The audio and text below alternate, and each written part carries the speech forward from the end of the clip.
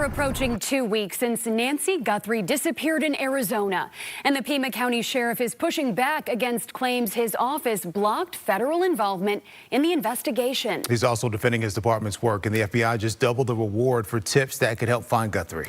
Sarah Alegre is live in Tucson, Arizona. Sarah, what else is the sheriff saying tonight? Well, just earlier, the sheriff here, Chris Nano, spoke with Fox News, basically saying he denied any recent reports that a glove was found inside Nancy Guthrie's home. He said he never found a glove on the property. He never reported that, essentially. But he also says he is working very closely with the FBI. This is very much a collaborative effort to bring Nancy Guthrie home.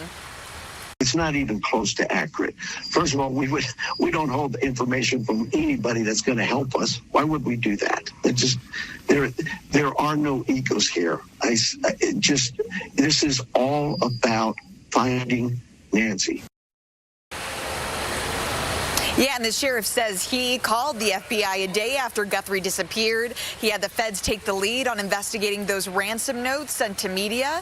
Federal sources say the FBI wanted evidence tested at its Virginia lab, but Nano says his office sent DNA to a private lab in Florida early in the investigation. It's one his department is familiar with. He's also worried about splitting evidence up and what that would do when it comes for extra steps into the investigation. So the FBI asking the public for help too. They've doubled its reward to figure out who the person in Nancy's doorbell cam video is.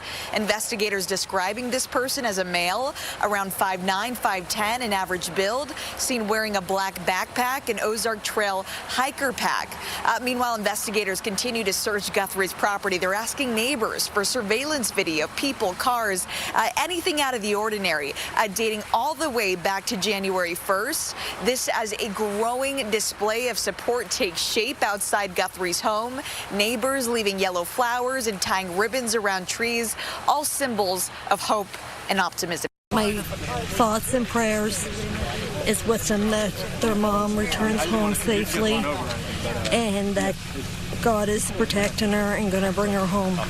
It just kind of touched home. I have an elderly father, and it just, I don't know, it just kind of touched home with me.